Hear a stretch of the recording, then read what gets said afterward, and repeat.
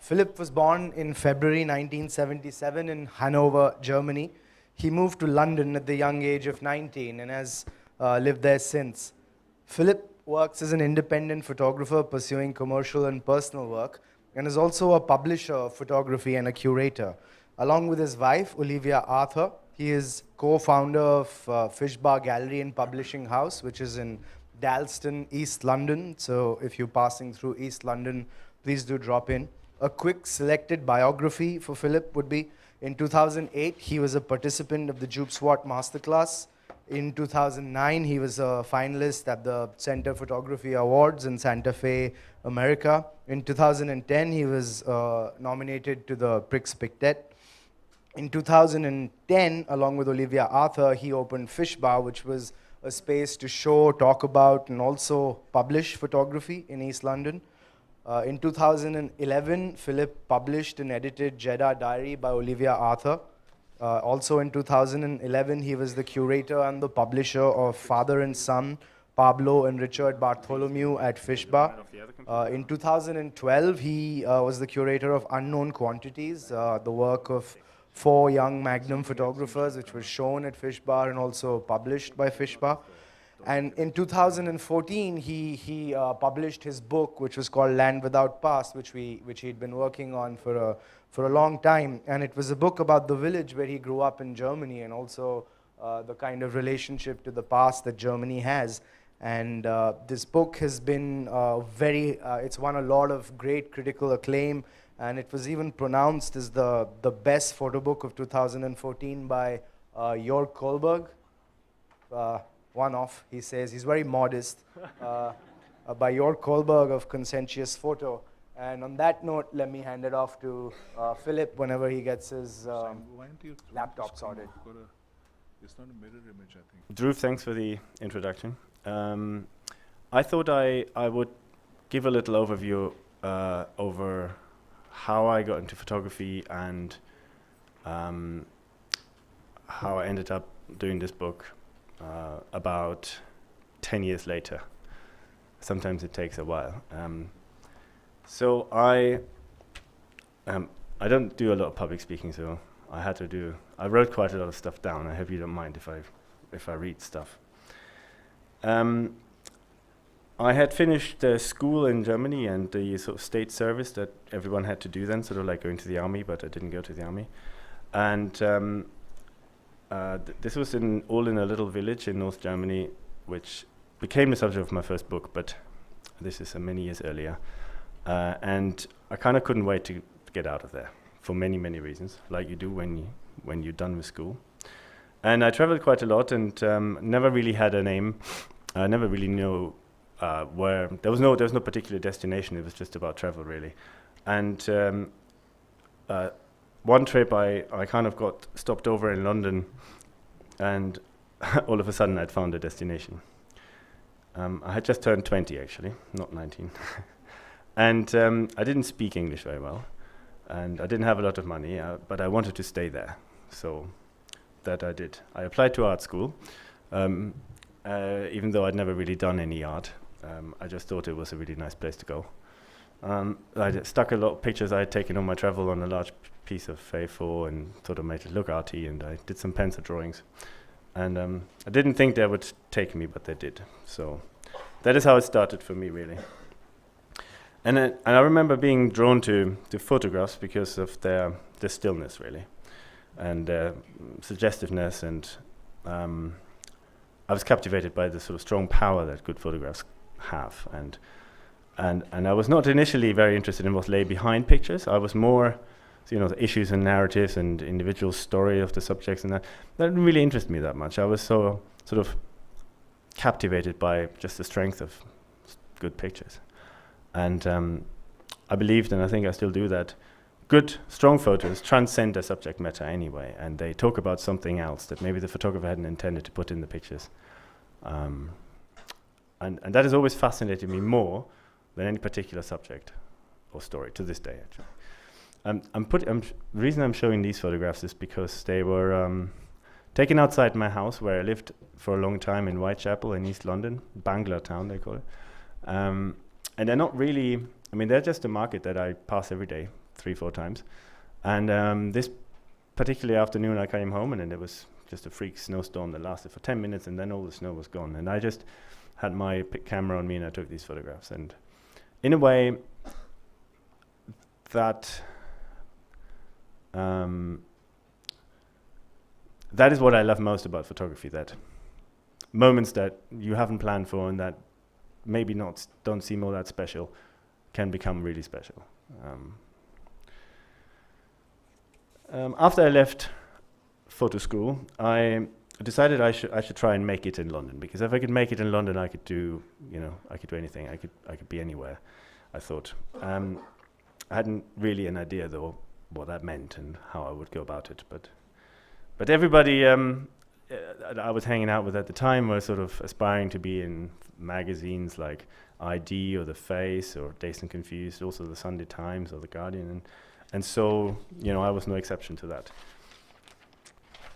So that's what I wanted to do. I wanted to be published in these cool magazines, and I had always enjoyed doing portraits because of the sort of intense short moment you have with a portrait subject, and you try to understand something about them or learn something about them and try and put it in the picture, and it's kind of over quite quickly as well, as an encounter. And I've always enjoyed that. So when I put together a portfolio that had little landscapes in it and portraits and stuff, and what you do in art school, and I went to see picture editors, I started getting portrait jobs, and I thought I'd show you some of the things I did and I still do for a living, because had I not been able to make money as a photographer, I think I would have not continued being a photographer.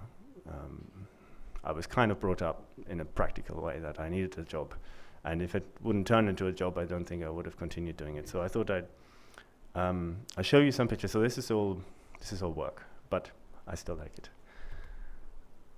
There's a band called Block Party, a band called Coldplay, Jack White, and again. He's a film director called Dino Risi. Nick Cave, singer. He's a journalist called John Simpson and his son. There's an artist called Paul Fryer in his bathtub. Jarvis Cocker. He's an Italian philosopher. Gino Spignuolo. Brian Ferry from Roxy Music. Damien Hirst. Somebody whose name I've forgotten. She's an Italian singer, quite a diva, and I've forgotten her name too. Ettore Sozza, she's an Italian designer. Well, and this was a picture I took for Dazed and Confused. I managed to work for these cool magazines, and she'd won an award for her illustrations, and I was sent to do pictures of anyone who won the awards for these for this magazine, and I thought she was really cool. She was kind of funny looking. She'd bought a new dress extra for the picture, and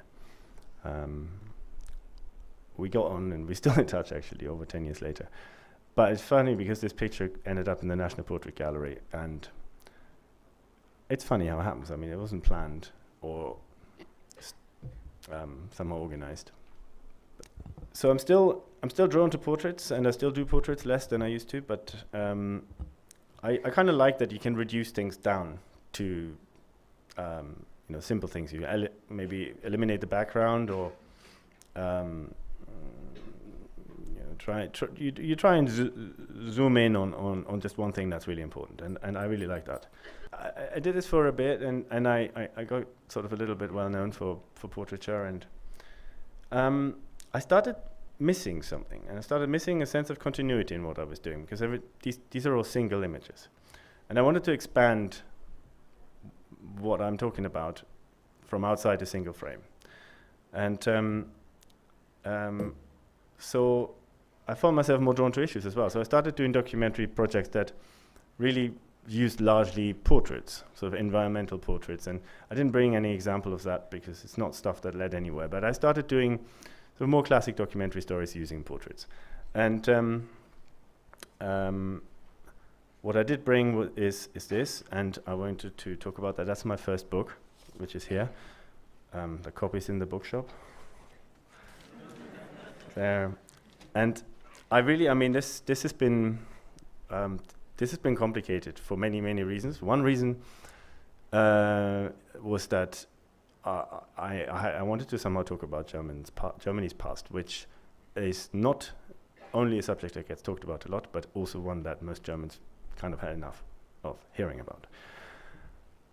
But I started doing this work initially when I went to the Jobswart masterclass, and I kind of thought that would be it. I would not continue doing it because it's kind of personal. I started photographing at home. In fact, Pablo Bartholomew, who was talking yesterday, came with me many years ago. We were going to the Kassel Documenta, and we stopped at my parents' place, and he went, "Man, this is amazing. You've got a photograph here."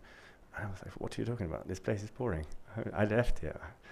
So anyway, I did then photograph there, and I spent many years talking about it in many different ways, never being quite able to nail it down, what it was that I really wanted to say. And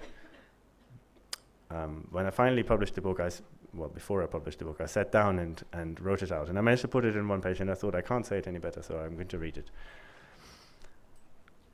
I have a hand-me-down memory of my grandmother's from just after the end of the Second World War. I'm going to flip to the first picture here. She's standing next to her bicycle, looking over a field of rubble where her old neighborhood used to be. She had grown up and lived here in Hanover for more than 30 years, but now she cannot find her house, nor can she find her way around. There are no streets left to guide her, just piles of rubble as far as the eye can see.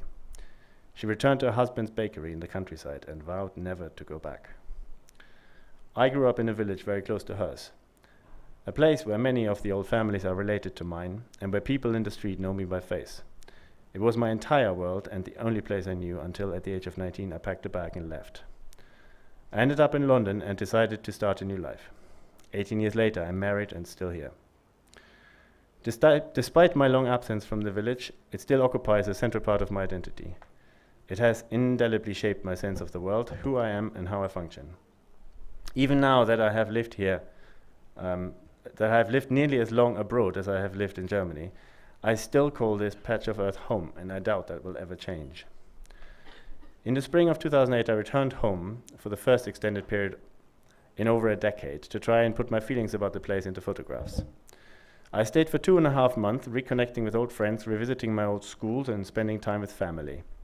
My parents were in the process of retiring, and their very routine lives were in an unusual state of transition. Spending time with them and people I had not seen in many years was both wonderful and exasperating. People started asking if I had given up on living in London. I started wondering myself. I had always been slightly uneasy about going back home, as if the mere journey home had the potential to undo my hard-won new life in London. As if being home would question the logic of my leaving, and I wouldn't have any answers with which to defend it. But one thing I did know was that returning and photographing what was once so familiar felt like a form of catharsis. The Germany I grew up in didn't feel like an old country. It was a place obsessed with making new. New roads, new houses, new cars. As if by making new, we could somehow undo the past. When I was a schoolboy, the Nazi years, were so dominant that they overshadowed everything else. They were like a black hole sucking up all other history that came before. We were left only with perpetual renewal, heaping layer upon layer of present in order to one day get away from that history. The German poet and critic Hans Magnus Enzensberger commented on his country that the Federal Republic, this is Germany, is blessed with a unique deficit. The Germans have single-handedly blown up their history, a brutal demolishing business that has rendered the country into a spawn of the new. Returning to my village, I knew the past needed to become part of the work. So I went over my family's photo albums. Luckily, my mother had kept her mother's albums from the 20s and 30s. In them, I discovered the colorful life my grandmother had lived in the years of the Weimar Republic. The images were beautiful and carefree, a remarkable window to a time to which I had no access. The trail of pictures that Thea, my grandmother, left behind ends with a wedding, not hers, a few years later to my grandfather, to which strangely there exist no pictures at all, but of her best friend Lizzie's to a man in SS uniform. The remaining pages of the album are empty. I now appreciate that the history of my country is in constant flux. Still today, It is barely 25 years since the communist part of the country joined the rest, and I believe it's not an exaggeration to say that no two generations in the last 100 years have grown up in the same country. I have now become an observer from afar, but what I see is a country that is changing yet again. A country that is slowly and carefully taking on the responsibilities that befits its economic size, and one that is doing so with humility and hindsight. Today my country is not a young country anymore, and I accept that the title of the book, Land Without Past, may strike people, some people, younger Germans maybe, as nonsensical. That's fair enough.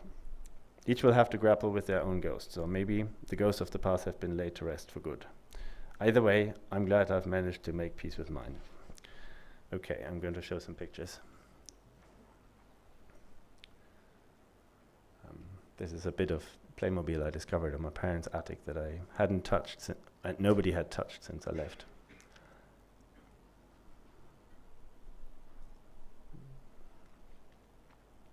It's my uncle.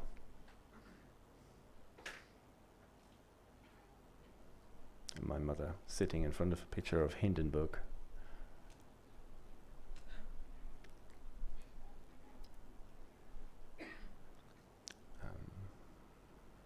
It was quite difficult to find photographs that were sort of showing everyday life, if you can call it that, during the Nazi period from my village. But so I said that in the text. The photo albums were mostly empty because there were lots of everyone has a photo album. It's not like people didn't have cameras, but the pictures all disappeared, and this is what inspired the design for the cover: empty photo corners. I did manage to find some.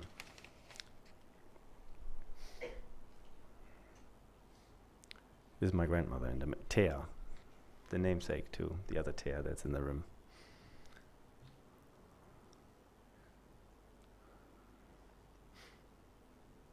I kind of like this picture because of, well, many reasons. I like how the two boys are getting told off, but I also like the rail on the bus shelter and other people standing around.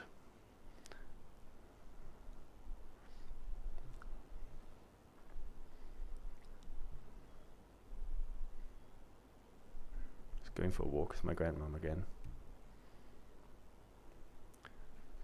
I like the three generations going on here, and it's a birthday party.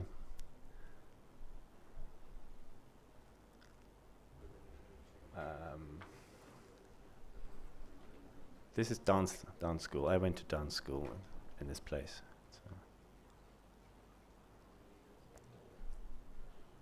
This is somebody being given an award for being a good bricklayer. This is my dad. He doesn't like that picture.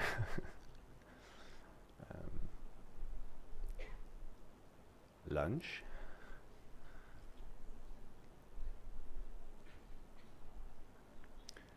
This is something interesting. So the German flag was you could never see a German flag in Germany anywhere when I grew up. I mean, this type, the harmless one. Just because, well, I don't know why exactly. I mean, they were government buildings, and you know, if there's the Football World Cup, you see the flag is on the T-shirt of the players maybe or something, but the flag was not really present anywhere. I didn't know anyone who had a flag in the house or anything like that. And you know, the army jackets that were quite cool that everyone wears, that you used to rip off the flag because you didn't like the flag, and now it's kind of cool to have the flag on the jacket. I see people in London or the US have a German flag on their shoulder, which always struck me as odd, but there's nothing wrong with it, I suppose. But then this one actually, so the Football World Cup, when it came to Germany, it changed things. Suddenly the flags were everywhere, and it was a massive deal for me and for lots of people. Suddenly people were putting colored paintings in their faces, and they're wearing the Germany flag on their T-shirts, and that was completely new. That never happened before. So that's why I took that picture. These are my nephews.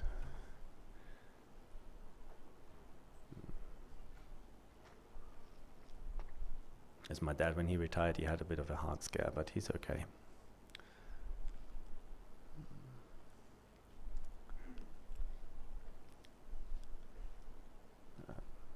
Is that my old school? So it's really all about this place I grew up in. I mean, it's kind of, it doesn't, it's a place in the countryside, and you know, it's a bit awkward sometimes, but it's actually quite nice. We have these vans by the motorway exit where prostitutes work, which always fascinated me as a child. Why is there a van there? Oh, it's broken down. Oh, it's broken down again. Yeah, it's always every day it's broken down. It's a piece of moor that everyone, all the families have a bit of moorland where you used to cut the peat for the, you know, my dad still has a peat. It's my grandmother and her friend Lizzie. It's my mom. See, now this was crazy because I'd never seen a picture of any Nazis in my village. So this is the barn in the background there is where my parents got married. I've got a wedding picture in front of that door. And like I said, nobody kept any pictures. So I'd never actually, I mean, I grew up seeing Nazi pictures every year in school, and it was not like I've not seen pictures like these before, but when you find it so near to home, that's almost like, I mean, that was quite something. I think I was really nervous when I opened the album and I found this picture. So I took it. Some grand aunt of mine I hadn't seen in 15 years. She had an album where I found quite a lot of these, and I recognize instantly where it is, and you know, I know the place, and so that was quite something.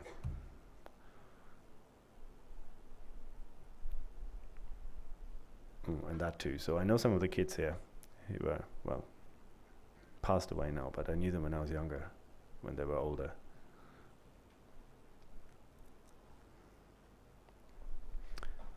And this is my neighbor, this is the same lady. She also gave me some pictures.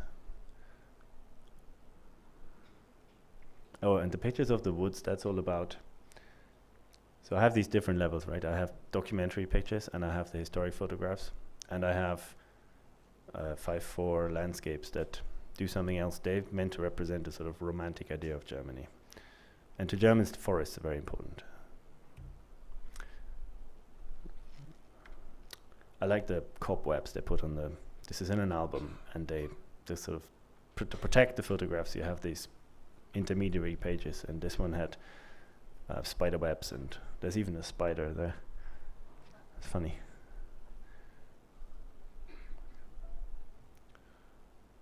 And this is my dad cleaning an impossibly clean terrace. So there you go. That was the end. That's the book. It's at the bookshop. So, I mean, that body of work was with me for a long time, and I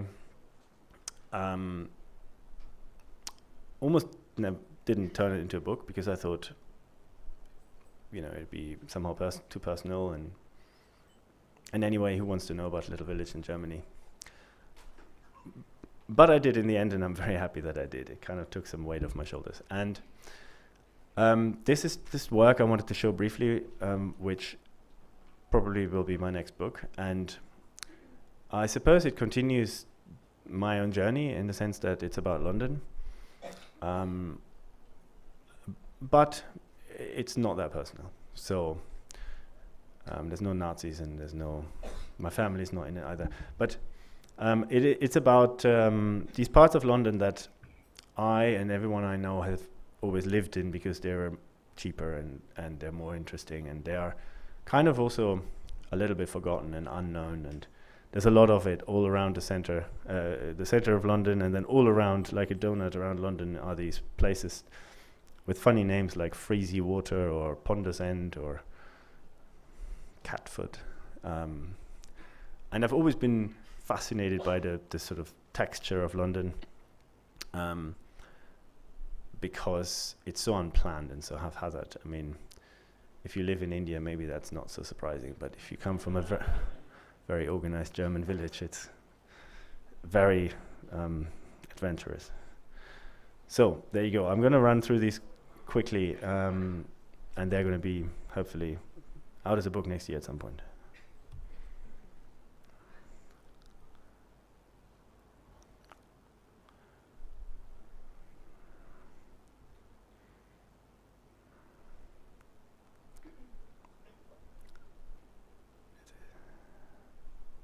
in fact, Olivia and I did a walk around London where we sort of traced this entire belt that is around the center of London.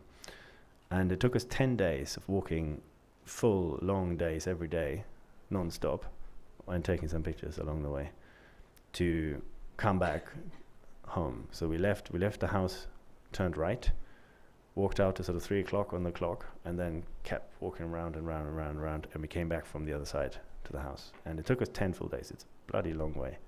And it's, yeah, these are some of the pictures, and then some other pictures mixed in with it.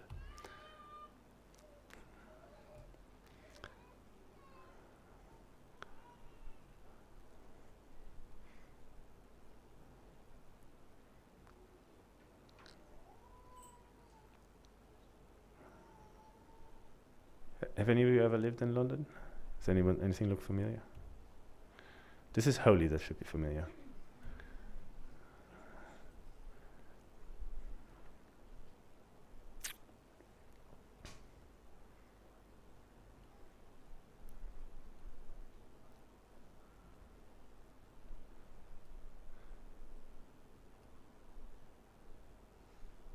This is a cool place. This is right by the by Terminal 4, the airstrip, what's it called, landing field.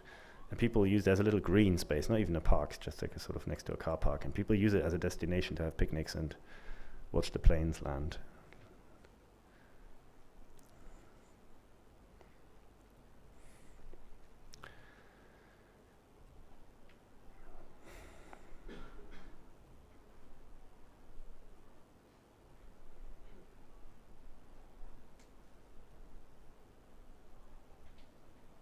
Secret Muslim drink is exposed. That was in Whitechapel, like that.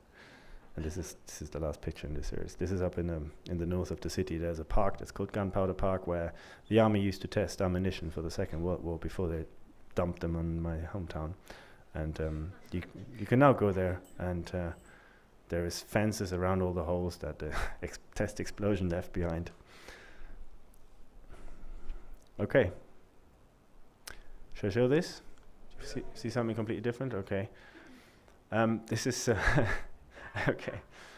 This is up in the British Council on the wall, and I've not mentioned it at all so far, and nobody's talked to me about it either. So I don't know if it's gotten noticed or not. But if a few years ago, I kind of got really frustrated with photography, and I wanted to do something completely different because I was frustrated with photography, and but I wanted to do portraits because I like the way you can organize them, and my mind needs to organize things.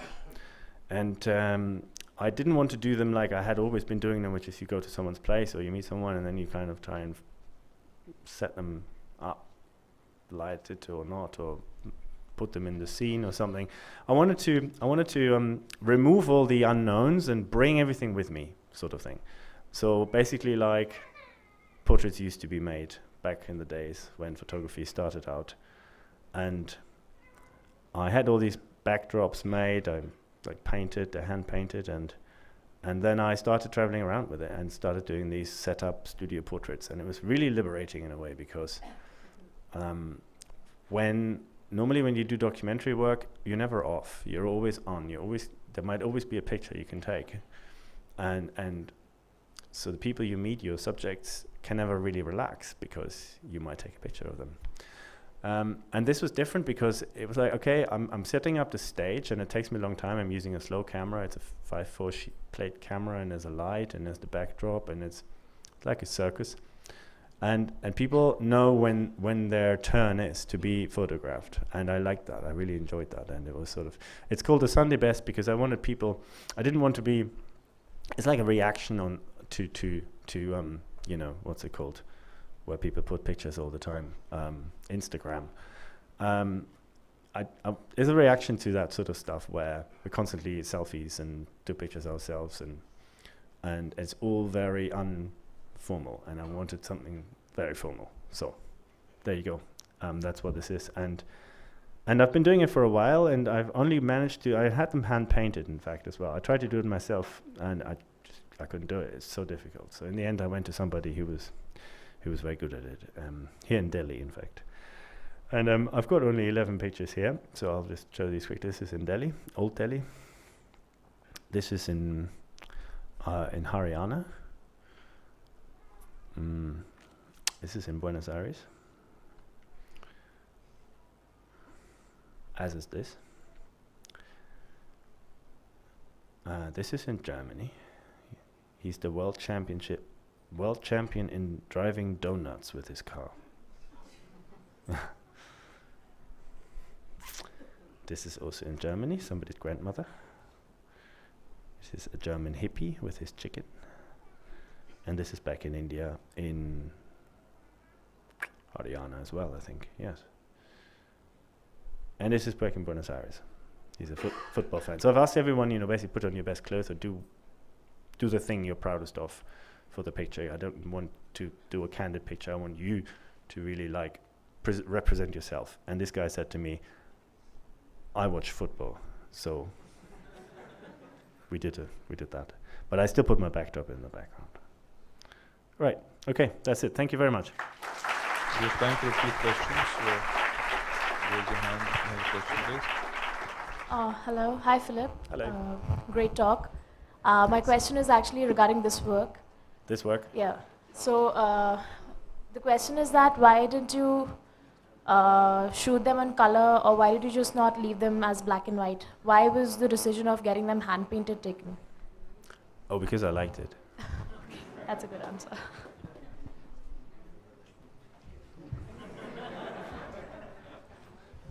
It looks really nice, no?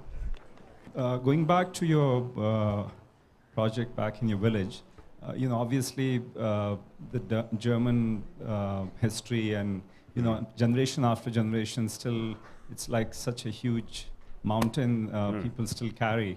Yeah. For you going away, did you manage to kind of blank it out in certain sense, or did it keep coming back to you?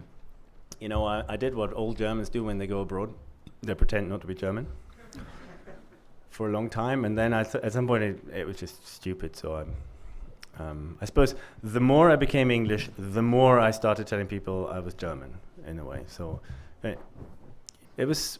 I mean, Germany changes, and I mean the narrative has moved on as well. I mean, I wonder whether my brother's children, who are sort of 21 and 19, whether they feel the same way that I do, because it's very far. Even the reunification of Germany for them is ancient history, and for me that is just the other day. Even though I was only 12 when it happened, but still it feels very, very. I watched it on telly and I remember and it feels very. But the first time I went to Berlin, felt that all that's still very present. So to me that's now, and that was so. The war is not that far away.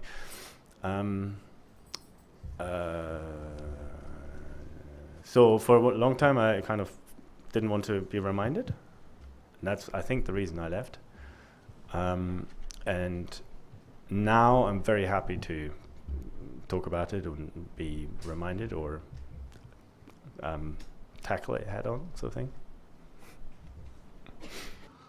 The first image that you had while you were reading The Young Boy, Yeah. who was that? Because it looks so much like the character from the Tin Drum in the movie. Should I try and find a picture? Mm-hmm. Okay. Is the boy seated?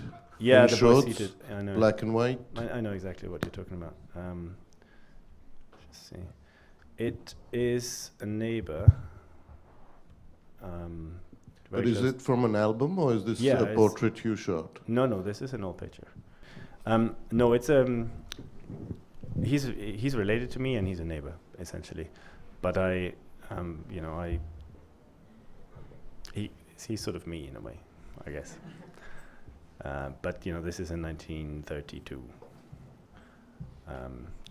Kind of just about tell the haircut there. It was a big picture when I found it. I thought it was amazing because it's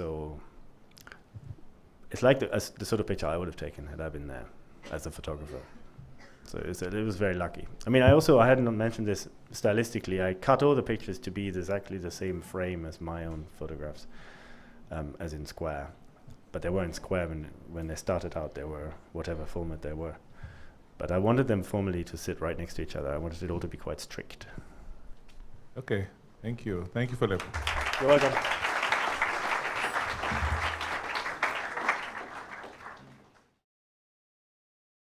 He was the curator of Unknown Quantities, the work of 4 young Magnum photographers, which was shown at Fish Bar and also published by Fish Bar. And in 2014, he published his book, which was called Land Without Past, which he'd been working on for a long time. And it was a book about the village where he grew up in Germany, and also the kind of relationship to the past that Germany has. And this book has been it's won a lot of great critical acclaim, and it was even pronounced as the best photo book of 2014 by Jörg Kohlberg. One off, he says. He's very modest.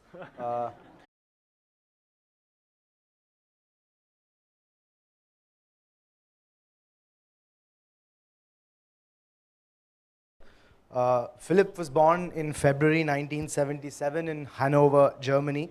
He moved to London at the young age of 19 and has lived there since. Philipp works as an independent photographer pursuing commercial and personal work, and is also a publisher of photography and a curator. Along with his wife, Olivia Arthur, he is co-founder of Fish Bar Gallery and Publishing House, which is in Dalston, East London. So if you're passing through East London, please do drop in. A quick selected biography. I had finished school in Germany and the sort of state service that everyone had to do then, sort of like going to the army, but I didn't go to the army. And this was all in a little village in North Germany, which became the subject of my first book, but this is many years earlier. And I kind of couldn't wait to get out of there for many, many reasons, like you do when you're done with school. And I traveled quite a lot and never really had a name. I never really knew where. There was no particular destination. It was just about travel, really. And one trip I kind of got stopped over in London. By Jörg Kohlberg of Conscientious Photo. And on that note, let me hand it off to Philipp whenever he gets his laptop sorted. It's not a mirror image, I think. Dhruv, thanks for the introduction. I thought I would give a little overview over how I got into photography and how I ended up doing this book about 10 years later. Sometimes it takes a while. So I don't do a lot of public speaking, so I wrote quite a lot of stuff down. I hope you don't mind if I read stuff. For Philipp would be, in 2008, he was a participant of the Jupe SWAT Masterclass. In 2009, he was a finalist at the Center Photography Awards in Santa Fe, America. In 2010, he was nominated to the Prix Pictet. In 2010, along with Olivia Arthur, he opened Fish Bar, which was a space to show, talk about, and also publish photography in East London. In 2011, Philipp published and edited Jeddah Diary by Olivia Arthur. Also in 2011, he was the curator and the publisher of Father and Son, Pablo and Richard Bartholomew at Fish Bar. In 2012,